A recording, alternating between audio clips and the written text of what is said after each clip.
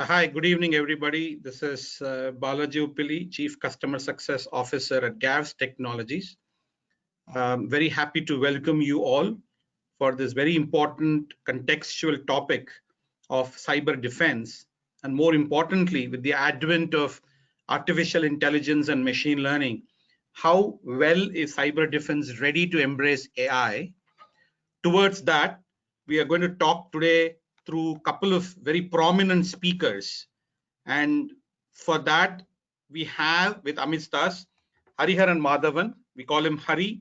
Hari provides strategic and tactical leadership, and he heads the security practice at GAVS, has been part of GAVS for a good 8+ years, has expertise in various frameworks related to cybersecurity. He's an ethical hacker himself, and that's something which I realized very recently. Very good in trying to work towards newer technologies, embracing newer expertise within the organization. And off late, he's been focused quite heavily on cloud security, Microsoft Azure platform-based security, AWS security. And very recently, with the advent of SecDevOps, he's been leading that effort for GAVS. Thank you, Hari, for joining the call. Look forward to an interesting conversation with you. I'm also honored to introduce to you Tom. Tom is a veteran of more than 30 years in the field of network and security.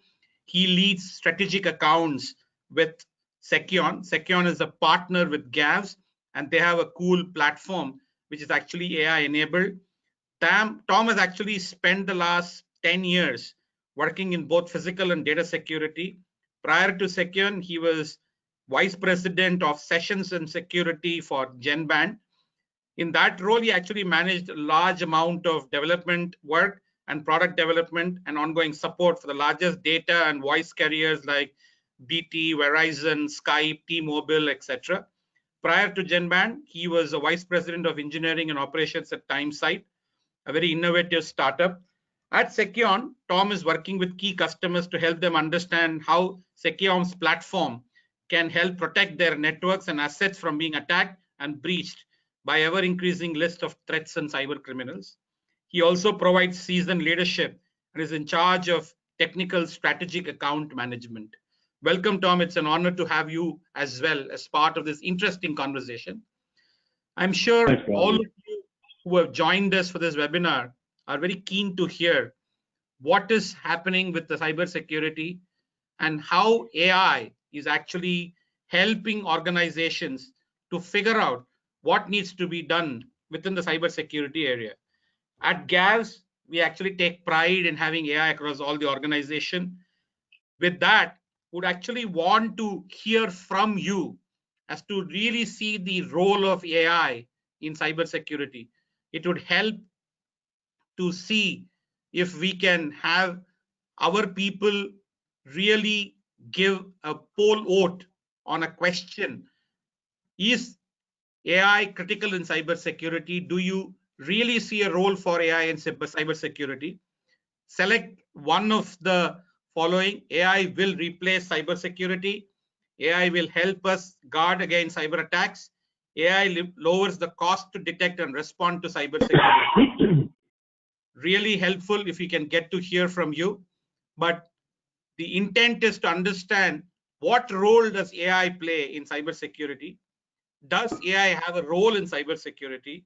And with the advent of knowing patterns or knowing insights is the essence of cybersecurity. Does AI really play a role in cybersecurity? Request you all to please vote and let us know of your views as to whether you see a role for AI in cybersecurity. The poll will close now. Thank you for taking the effort to provide the feedback as you see. As you can see, AI will help guard against cyber attacks is being the primary response which we have received, followed by AI lowers the cost to detect and respond to the cyber threats. And then, of course, lastly, AI will replace cybersecurity. Thank you for the responses, and thank you for actually providing the responses. Let me now start off with you, Hari.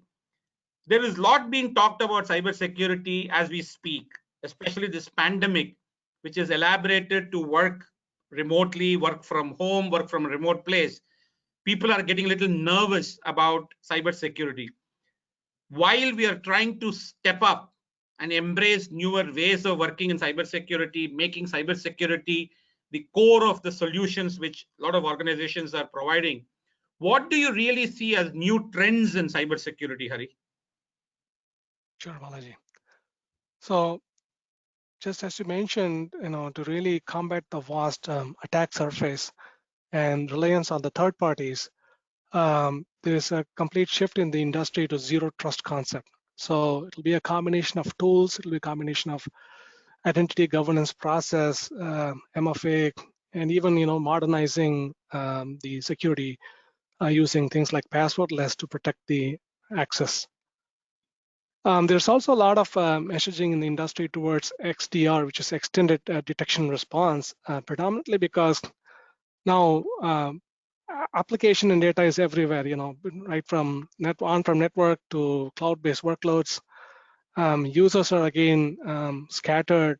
So really providing the visibility, on the comprehensive landscape has gained a lot of importance today. The next area that is actively being pursued is that between 2018 and 2019, there are a lot of point-based solutions provided by many vendors. And there is a level of consolidation that's going to happen right now, end of 2020 and 2021, where some of these will have to really unify to provide a unified cybersecurity strategy. Definitely, the future is AI-led defense. So automation and AI being used in the SOC, it's a no-brainer, and really, it's going to help to identify the threats and prioritize them for the SOC folks, so that they are only able to look at things which are most important and provide immediate containment efforts if possible. And quickly, Hari, as an extension, right? A lot of people who would want to see as to how cybersecurity is becoming core of what we do, right? Trying to figure out cybersecurity in the heart of everything we do. Do you think that organizations will have to think on that strategy of cybersecurity being central to every solution we provide, be it digital transformation, be it managed services? And do you also see the advent of automation and AI? Sure, Balaji. So as you rightly said, cybersecurity is not just the responsibility of the specific function that's taking care of it. Now, it has to be embedded in every single function that's actually done. Be it finance, be it marketing, be it development. It has to be obviously there has to be an involvement in it from the initial stages, and that is a testament to some of the new frameworks like Carta, which are from Gartner, which is effectively propagating this whole strategy. Balaji. Okay, very good, thank you. We'll hear more from you, Hari. Let me quickly switch over to Tom. Tom, people are talking quite a bit about cybersecurity. I'm sure you're hearing it as well, and I'm sure with your expertise and your organization's backing, you're looking at AI to play a key role in cybersecurity. What types of trends are you seeing? What types of different ways people are embracing newer things in cybersecurity, especially with the focus on AI being the center part of it? Sure, thanks, Balaji.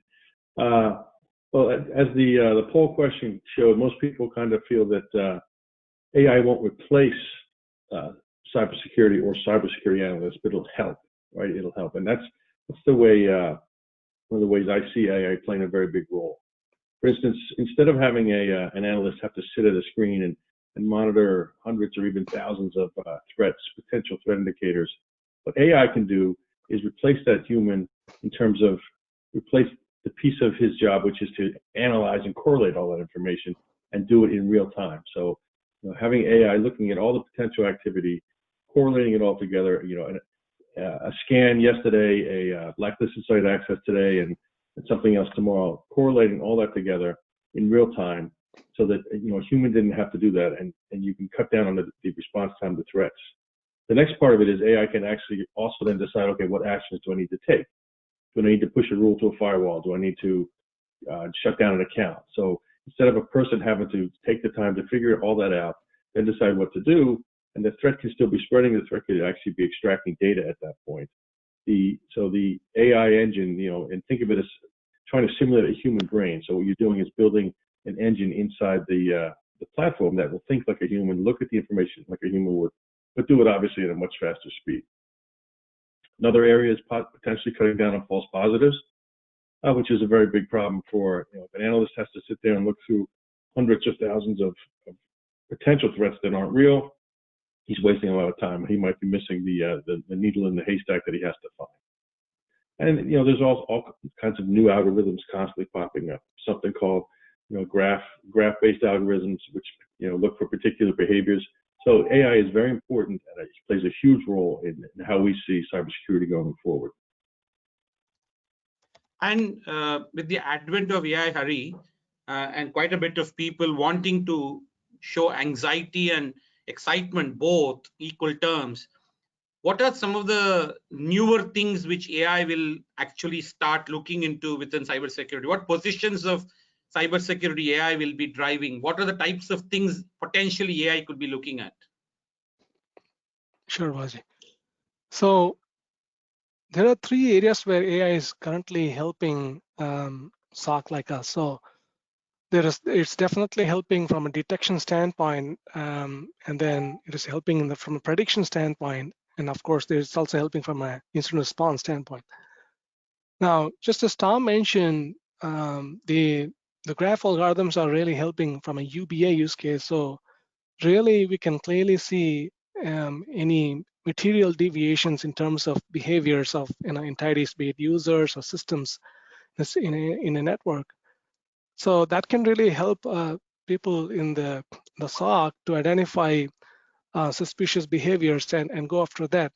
So really giving good pointers for threat hunting. So from a prediction standpoint, really when we look at the way it's really AI is able to predict it, is that it really looks at some of the initial stages of a kill chain in MITRE framework. And then depending upon the various moments, it's able to tell, what are all the potential things that can, be affected, what's the further possible lateral movements, and it'll also suggest some containment efforts. Now, depending on the products, there's also ability to self-learning and also the ability to stop threats without, and contain the damage. The key advantage really using and leveraging AI is that really it reduces the alert fatigue for SOC analysts when they are presented with a lot of alerts to look at. AI is able to prioritize alerts depending on the confidence level, again using machine learning, and then also in addition to it, along with the criticality of the asset. And then so we really have to look at only a few things that has to be looked at by a manual SOC analyst. So we are basically putting effective use of human time when looking at how to mitigate threats. Right. And do you really see, Hari, as an extension, do you really see people need to be trained newly on embracing AI for handling some of these things which you just said, or it's just that the platform will automatically do and the engineers and analysts can continue doing what they're doing? Is there a change management which you anticipate needs to happen in some multiple levels of intervention for people to embrace AI? From a consumer standpoint, there has to be a little bit of training, of course, definitely to use these products effectively. But really, if they already have tribal knowledge on how to really do threat hunting and how to do traditional SOC monitoring, this will only definitely enhance the capability and basically reduce time to detect and go after the high impact threats. So I don't think it's a case where extensive reskilling is required from a consumer standpoint. Okay, but is that same applicable even from the customer end? Has the customer to go through some change management, or they can continue to do what is the platform will just augment it? They can continue. The platform is just augmented, Balaji. Right. Thank you. Tom, in the heart of what Seceon is doing, especially in partnership with GAVS, which is exploring AI in a cybersecurity in a very big way, do you see some specific areas the platform should be addressing, and how AI can actually really drive cybersecurity in a very big way, from productivity, defense, resolution, and so on? Absolutely, and if we can pull up a couple of slides that I can talk to, that would be great. So slide number 6.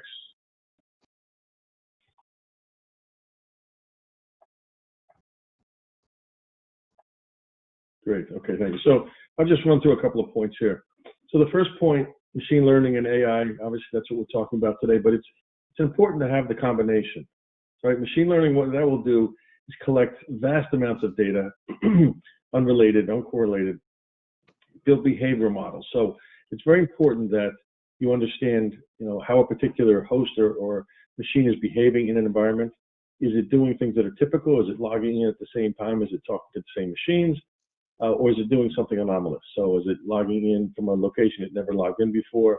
So it's very important to have the machine learning piece so you can take all of that, that data that you've collected and put it into, behavioral models for each host or machine.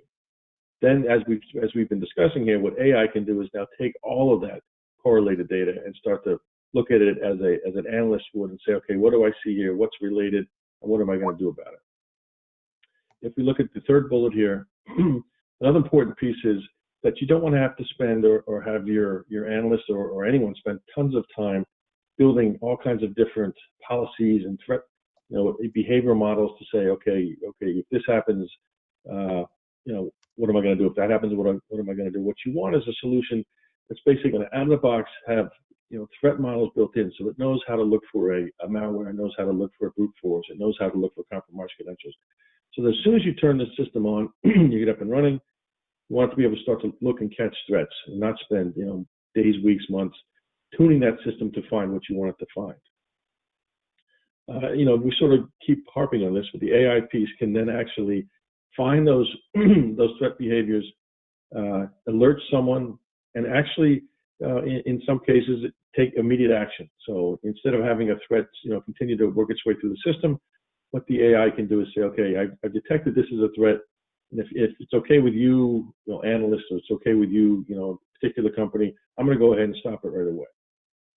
And then the last bullet here, it's very important to have compliance involved in all of this, right? So a lot of companies have compliance needs and governance, and so you have to have the ability to make sure that you're tracking all that information, new users, employees that have been let go, all that has to be tracked and has to be able to be reported on.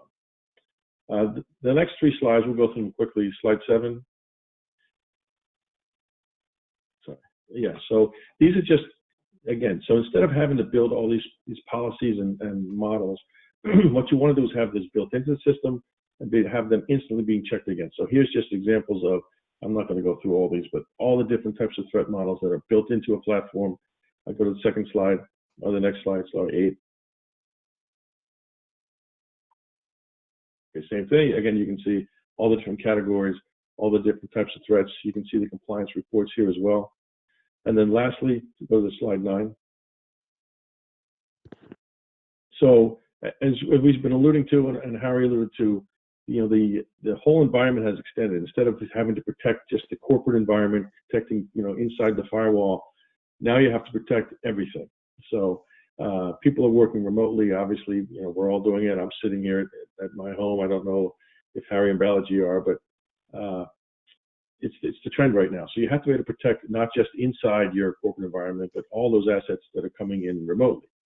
So we've built in these new threat models where you have an agent. You can have an agent on an endpoint that can actually be tracking all of these, file activities and privilege activities and whatever else on the specific endpoint. Okay, jump to slide 4, please.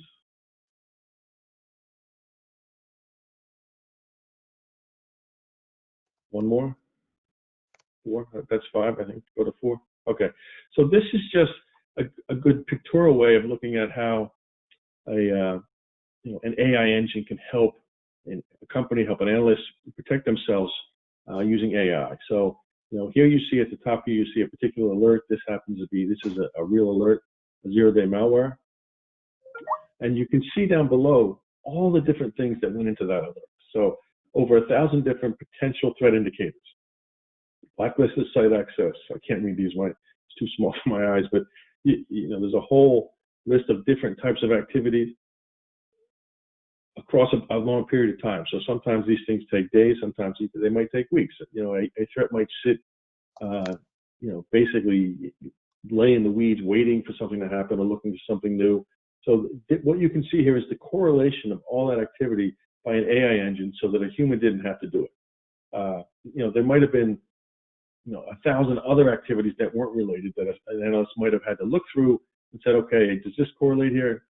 Here you get a very succinct picture. You know, you get an alert. You can go into that alert, see exactly what it was made up of. You can decide if I want to take action here, and then have the platform go ahead and resolve that by, again, pushing a rule to a firewall, doing whatever. Go to the next slide, please. So here's just that's the same alert, just looked at graphically. So this is a nice quick way that you can actually say, okay, what's all the activity that's been going on with this host across time? And then, you know, what happened at a particular point to make an alert. And you can see right here, it's pointing at right there, we raised an alert.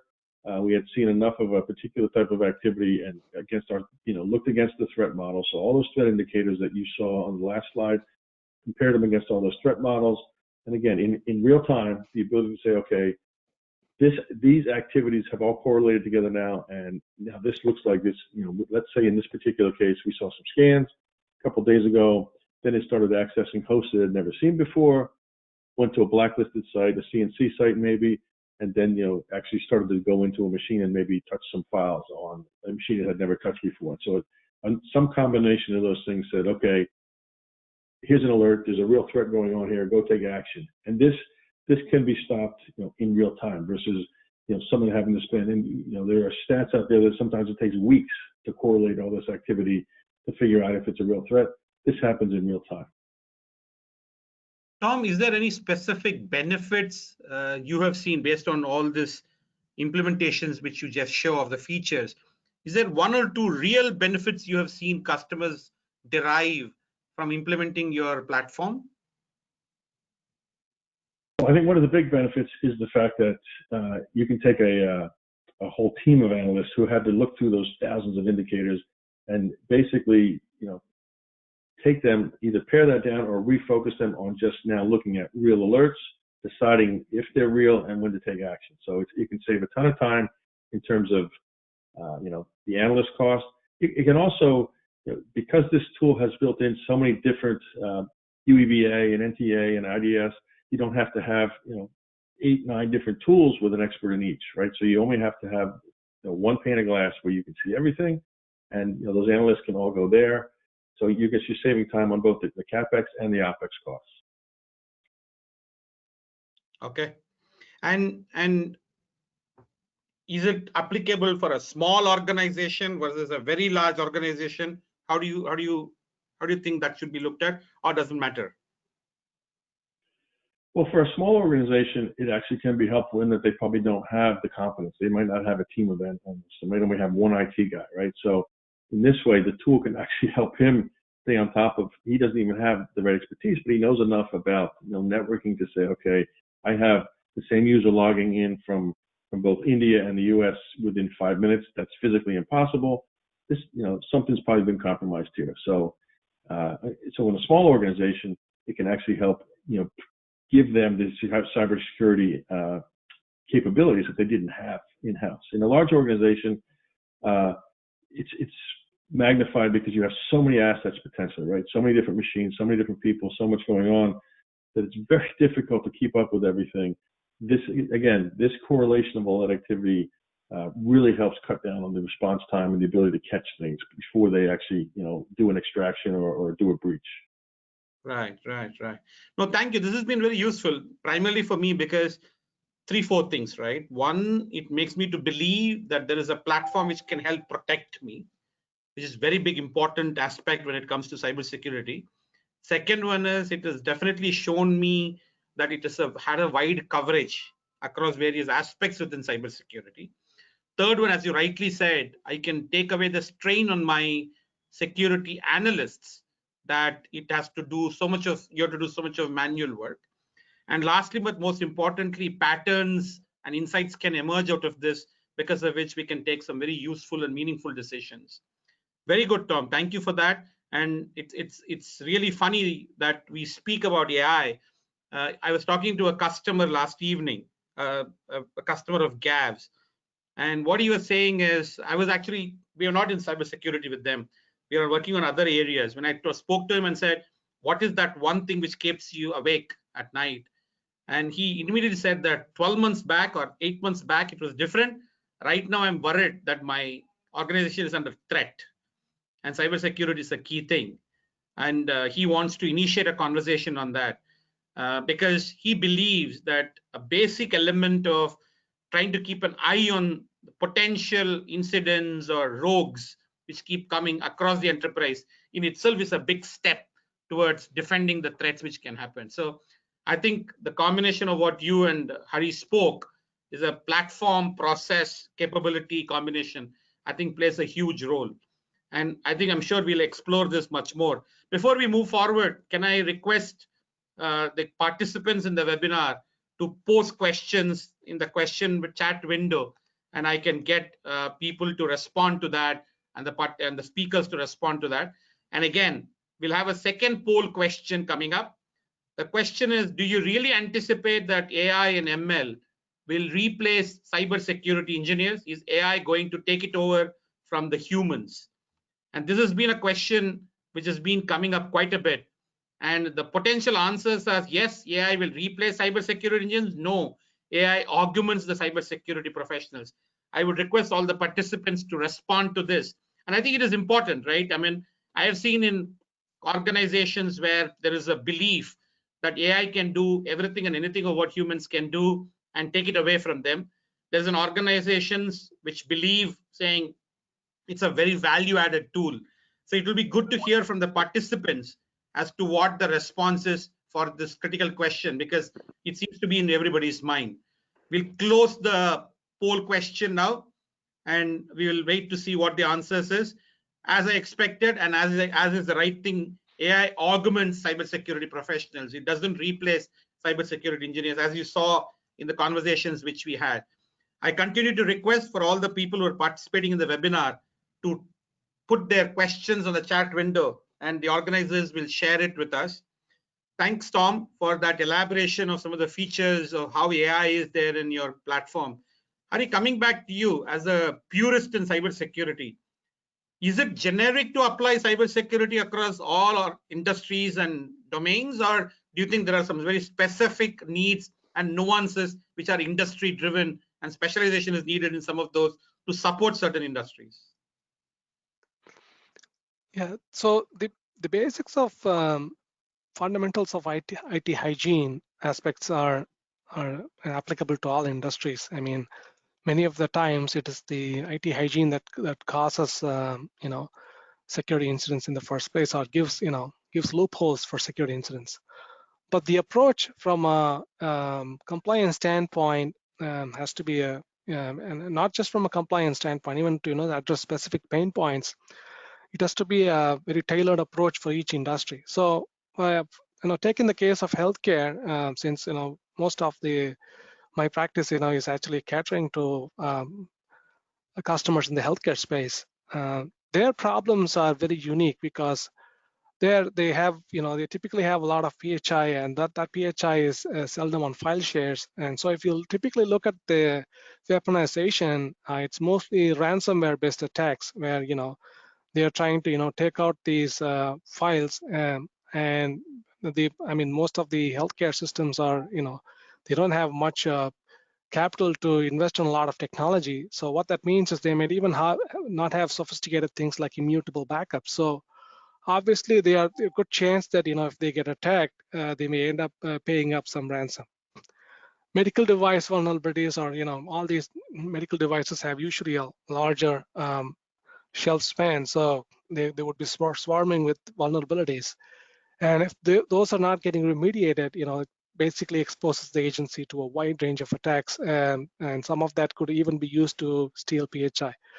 So the strategy has to be really tailored, custom and tailored approach for each industry at their specific pain points, Balaji. No, very nice. I see some questions come up. Hari, the first question, one of our participants is, in the context of a hybrid and multi-cloud environment, do you really think AI can assist in tackling cross-platform cybersecurity threats, and is GAVS into this area? Yes. So let me, because that's a usual Scenario. because most of scenario, because many customers have now some traditionally who were usually who used to be on-prem, they have moved some part of their workload, some part of their compute into the cloud, and so now they have a mixed environment. And the way we really take it forward is we pick solutions that can really work on a hybrid approach. We have a curated list of alliances that we have that we leverage, and we also have specific knowledge on how what are all the security features that you can turn on, again very specific to the cloud. Things like especially when you're on a consumption model in the cloud, things like DDoS can be really expensive. If you don't know, first you have to detect that whether the DDoS is happening. Second thing is you have to really identify it, and it's actually on you as a customer to go tell your cloud provider, I got DDoS, so give me some credit for this excess billing. So that's actually on you. So there are certain nuances when when you're taking things out of your on-prem network, putting them on the cloud. There are certain things that you have to take care of, and especially how to secure. Things are a little different in the cloud, and so taking professional advice really would help. Nice, so, nice. Yeah. So in a sense, you're saying GAVS definitely is in this area and can help. Definitely, yes. Right, right. So there are three other questions. Maybe I will take an attempt to answer this, and then Hari and Tom, I'll open it up for you. As an organization which really boasts of having AI, ML in a very matured way in operations and security, the next three questions are actually related. One question is, how will AI, ML manage false positives? The second question is there going to be a manual process possibility for humans to actually review patterns and make sense to expand the ML program? The third question is, how can the ML engine learn? Are you just going to depend on the threat signatures that this tool saw, or does it take feeds from vulnerability sources, different security vendors in endpoint network application layers?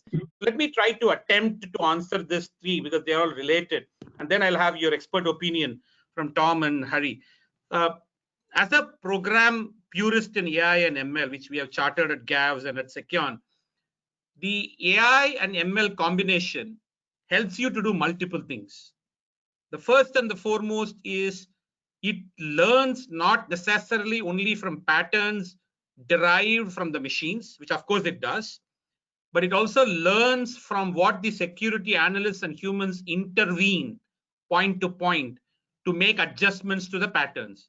Like, for example, if there is a day end activity or a month end activity or a quarter end activity, which actually increases the load on the servers, there potentially could be elements which could be popped up as alert or a warning, which necessarily doesn't have to be actual problem. It just is that a particular context, the spike has happened.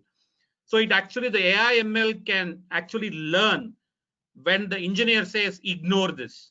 So an intervention from any sort, human or otherwise, can also be fed to expand the ML program. That's number one.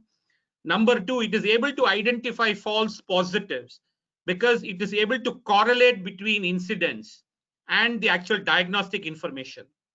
As it correlates between the incident or the alert itself and the diagnostic information which it captures, it is able to find that this is a normal practice of that particular device or the particular tool, and hence it can ignore it and say when the real problem happens.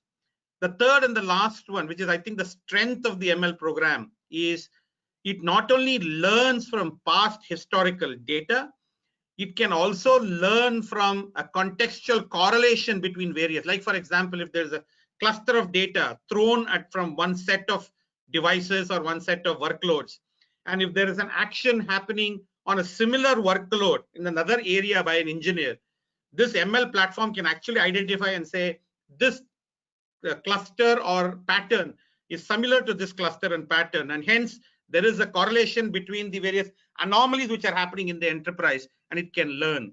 So the learning capability of ML, part of AI, especially when it comes to reinforcement learning or unsupervised learning, is far richer than what even we can imagine. It can learn from patterns, it can learn from various sources, it can learn from various interventions, and people can even train it. People can even push it to learn something. That's what I've seen generally. But Tom, as an expert in that area, as a platform which has been built around AI ML, how would you respond to these three questions, Tom? Sure, Balaji.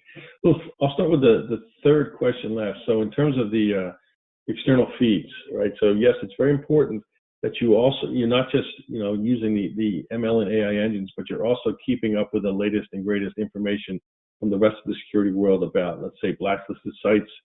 So yes, you do have to collect those, sort of deduplicate them, make sure we collect from 70 or so different feeds around the world, and if necessary, we have a sticks and taxi interface. We can add new ones all the time, but collect all those feeds. Have a table saying, okay, this blacklisted site was in all of them, or maybe this was only in 5%. So you kind of weight it just to make sure you understand. But then that information is fed to every customer's implementation, so they have all the latest and greatest information. So yes, that's really important as well. Balaji, I think you did a great job explaining, for instance, human intervention. So if there's activity in your network, let's say there's scans going on from a particular machine, and the AI and ML engine say, okay, this looks like it may be malicious, but it turns out that no, that's a machine that's supposed to do scans once a day or once a week. You can teach the system, okay, no, that don't alert on this machine doing this activity is something that's okay. And so from now on, permit it, and don't alert us on it. So again, I think you did a great job answering the questions. Now, I've experienced myself, Tom. We have used this quite a bit now, and Hari will tell you that if there is some time in a day we get to spend, it's only on this. Hari, your views about those three questions and your view of how AI and ML respond to those situations? From a learning standpoint, it learns from, as just Tom mentioned, it learns from threat intelligence a lot. That's one way. And the second way it learns is definitely the analyst action. So whenever a security, SOC analyst, when they are flagging certain alerts as false positive, usually they will mention, and there's also a drop down where they mention why it's being classified as false positive, as to what was the possible reasons of classification as to why it's being flagged. That usually is being fed into the reinforcement algorithms, and for it to understand why certain alert is not it's not correct, at least in the context of that organization. And again, from an action perspective, again, these reinforcement algorithms, when certain combination of threats, you give a certain action to either block a specific IP or block a specific user, disable a user account, to prevent further damage, things of that sort. That again it's able to learn from those actions. So in future, if it gets a similar situation, it knows what the incident response is, and it will basically tackle it on it. And so that is how self-learning actually works. All right. And where we actually see all of this AI going? It sometimes scares people out, right? By not knowing where it's all going to take. Where do you exactly see it going from here? Who do you want to answer that? Hari, for you. Oh, okay. Sure. So there are some trends that are clearly going to impact us in the near future. So with the whole pandemic not unwinding, definitely there's going to be a lot of at least some element of remote work, if not completely. There could be phased people coming in and out, depending on the situation in different places. So there's definitely going to be a lot of attacks on VPN and remote enablement software like VDI, remote working solutions. Definitely, AI is kind of AI-led defense is definitely required to quickly tell us about risky sign-ins, to tell us about potential things which are very different and suspicious. And it's very important for us, because obviously when things are not in a single place, definitely it is really difficult to look at them manually. So I think AI is very important, and enterprise security teams now, they should be really vigilant about access changes especially. So obviously, if there's any major change that's happening, they should look into it in a way that, whether it's just authorized or unauthorized. And again, AI can definitely help in basically setting out those type of alerts. So these are all the different ways I think AI is definitely going to help us, at least in the immediate in a next few months, Balaji. Right. Thank you, Hari. In the meantime, I have a question from an audience, which I was expecting. Will AI be able to predict future security events, and do you really think they can be accurate, Tom? So the question was, will AI be able to predict user security events? Future security incidents. Future security events. Sorry. Okay. Yeah, that makes more sense. Yeah, absolutely. I mean, as long as you've built it in such a way that it's looking, very broadly and correlating all kinds of different activities, attacks typically have, certain frameworks, right? And they do things in certain ways. And, even though attackers are smart and they keep changing, particulars about how they do things, they still have to go, sort of look around the environment to see what's there. They have to, then go into a new machine that might have something they're looking for. So, the ability to detect things as these future attacks come is built in there. I think Harry was just alluding to I think some of these future, attacks are going to be based on the fact that the whole environment has extended. We talked about first the internal network, the corporate network as it used to exist. Then you started adding cloud infrastructure, and so now you have to protect across both an external cloud environment and a local environment.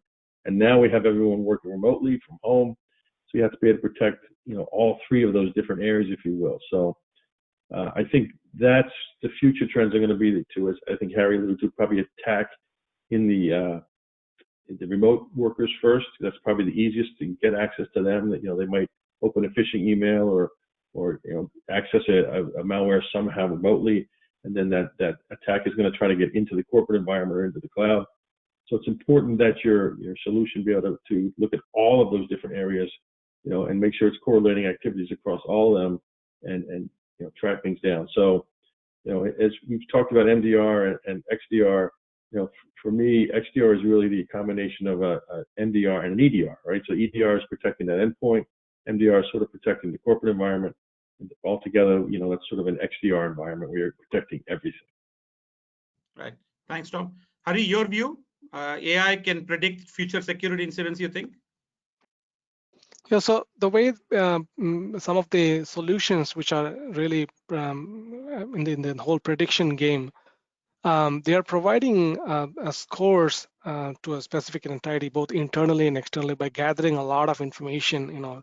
Typically, what is your landscape, what type of threats and vulnerabilities, and they actually score you on these different items. So basically, whichever ones have a score that is really a little high score in terms of threats and vulnerabilities. So those are potential areas, where somebody can, because those are, low hanging fruits for them to really, to catch you in the wrong place. So those are things that you have to, basically invest time to basically reduce risk, maybe do some mitigation.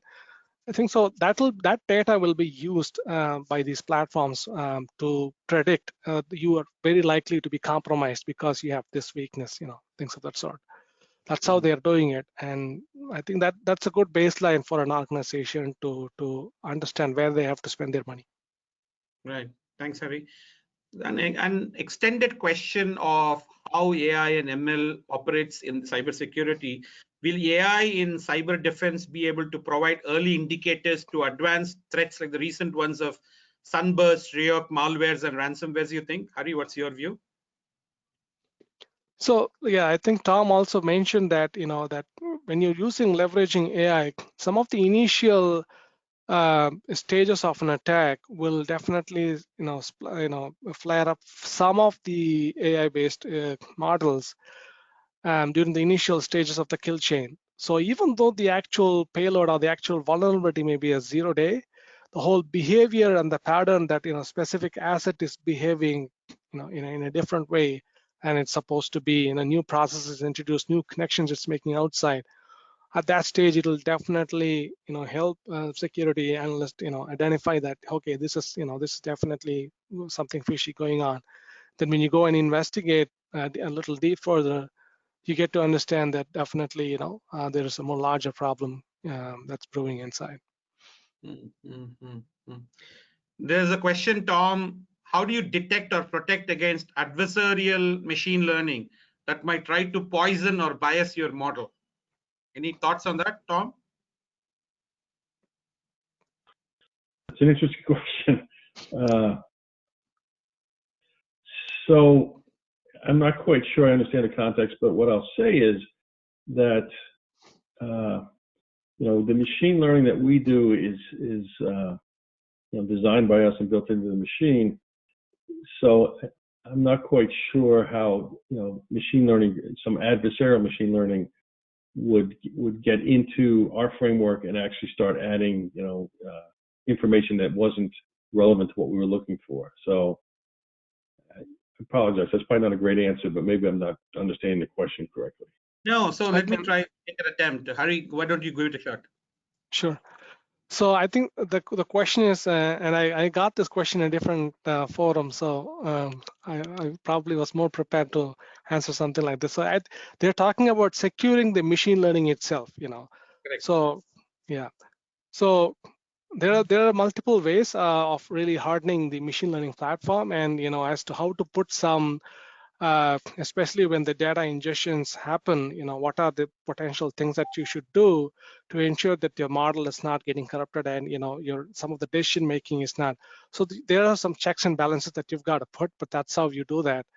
Ensuring that again, when you're providing things like API interactions and submissions into the whole platform, you got to ensure that you got to put some checks to ensure that the platform doesn't accidentally take a lot of submission that will completely alter its behavior of how how it will be handling the be it incident response or the predictions itself. So that's how you really protect it. I hope that answers. Yeah. Correct. And let me add from my purist AI angle, right? The machine learning, especially if you take the reinforcement learning of machine learning, it's actually an area where the algorithm rewards itself if it finds the positive pattern. It penalizes itself if it finds a negative pattern. That doesn't mean that after finding a positive pattern, immediately it finds a negative pattern, either through an intervention or a pattern by itself. It will still further penalize itself and take the reverse action of not accepting as a valid pattern. So there are techniques which are there in both unsupervised learning and in reinforcement learning, because GAVS is actually collaborating with IIT Madras to really drive some of these reinforcement and unsupervised learning, which are pattern based, because we don't believe the rules can drive AI and ML. Rules can only take it to your threshold. It cannot drive AI and ML. Patterns need to be learned by themselves, which is what exactly your tool is doing, Tom. So the reinforcement learning and unsupervised learning is actually addressing the part of trying to figure out how we can avoid the ML algorithms poison itself or become adversarial. And I think that is what we are trying to respond as a solution to the person who's asked the question. One last question from the participants is AI really critical to only being in security and IT? Should it not be used in other areas? And I think the answer is yes. I think everywhere AI and ML are catching up. Now we have seen AI, ML in identifying autism or retinopathy because of diabetics in healthcare. We have seen AI, ML identifying patterns of retail behavior in an e-commerce solution or a B2B solution. We have seen AI, ML used in banking for trading purposes and predictions of the trade up and down which keeps happening. So I think where you feel that high volumes and unpredictable patterns are being used, I think there is an applicability of AI ML there. Where you feel that you need to really remove noise and make it more efficient and only get to the root of the problem very quickly, applicability of AI ML is there. And more importantly, if it can learn from the past history, understand the current context, and be able to predict something, even with little amount of modicum of conviction, I think that will be a big benefit of AI ML. And I think AI ML can be and is being used beyond security and IT operations. One question which has still come up, Hari, and you can answer to this. Would AI and ML take more CPU and memory utilization in the infrastructure area because you're introducing an algorithm? It will definitely consume cycles. I mean, the platforms that are essentially doing this type of work will definitely consume a sufficient number of resources. But if you, I mean, the way it outsets is that the cost of the typical type of assets, it's it's really less when you compare the human cost, and it can usually ingest a large number of alerts, and so that's how it really outsets from a ROI standpoint, but it does consume a lot of CPU and resources. It actually, I mean, in a way, we have seen with our experience that it consumes quite less. It does have an extra additional incremental, but the proportion is not very high. We have seen to the tune of 4K, 8K type of packets being sent out based on what we're doing across a very large enterprise.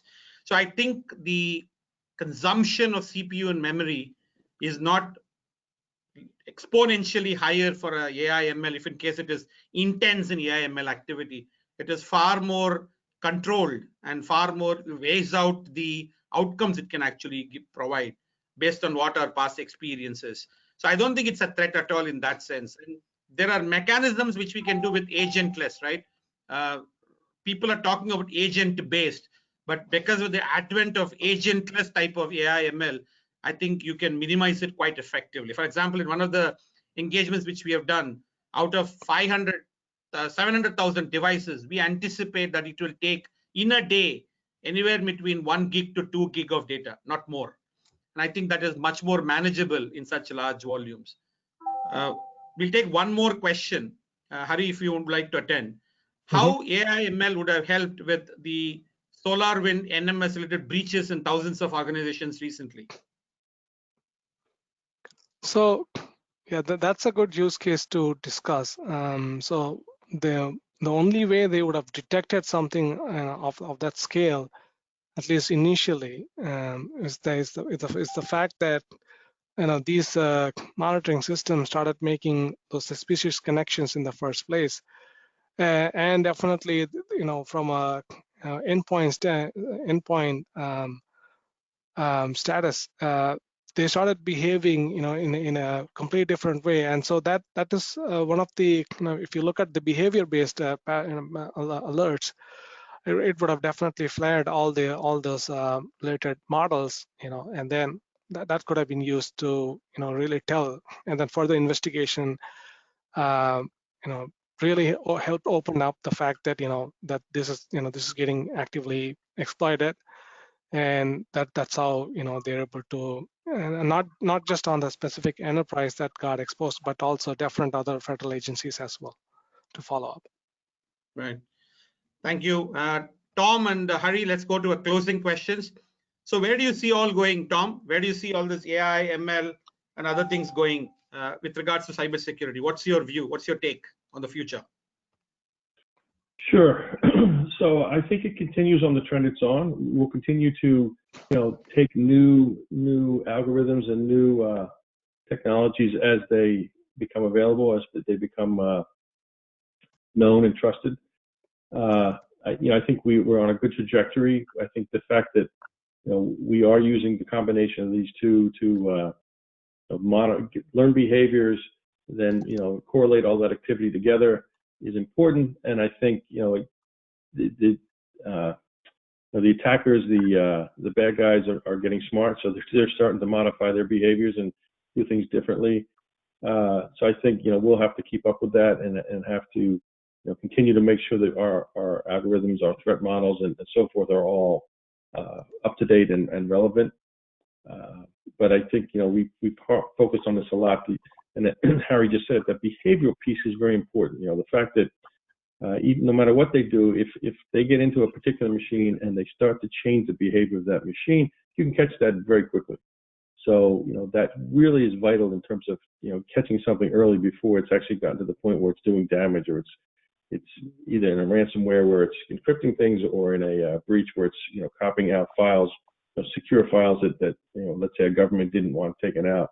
It's vital to catch that stuff early. So I think the ML and AI implementations have to continue to grow and expand to make sure that we're on top of that, so we're getting it very early. Thanks, Tom. Hari, your views? Where is it all heading? I think clearly we're heading towards a borderless, secure borderless workforce. And definitely more and more stuff will get to SaaS-based solutions. With very limited activities actually happening on-prem. So the whole traditional model of network security is definitely going to unwind, and with more focus on identity-based solutions. Identity governance will take a lot of precedence in the forthcoming months, combined with other things like PAM solutions. Much will security itself will be embedded in a lot of the applications predominantly, and I think identity and access management will take a very dominant role in the whole facet of security, from a securing and locking down standpoint. And then AI-led defense will become the kind of the Swiss knife, if you will, in trying to understand any possible exploitation of vulnerabilities or significant deviations of assets, be it users or systems. So I think that is clearly the future, Balaji.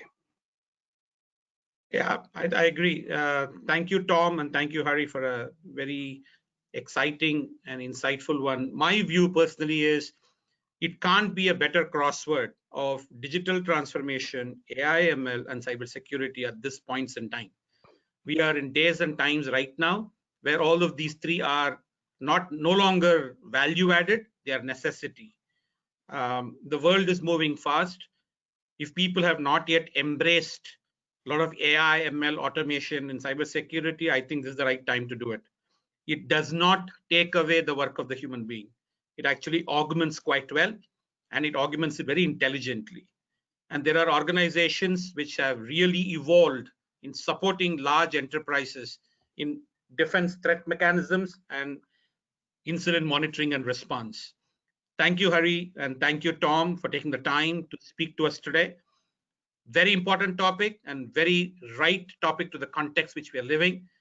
Thank you all participants for listening to us and enjoying what you can do.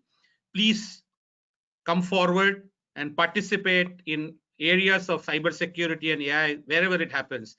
Those are key for us in today's world. We at GAVS, as well as at Seceon, and more importantly, as CXOs, are awake at night primarily because of the threats which the enterprises are facing, our customers are facing. Thank you very much for joining for this webinar. Have a great evening. And if we don't get to meet again, happy Christmas and wish you a very happy New Year and happy holidays. Thank you, Tom, and thank you, Hari. Bye for now. Thank you. Thanks, everyone.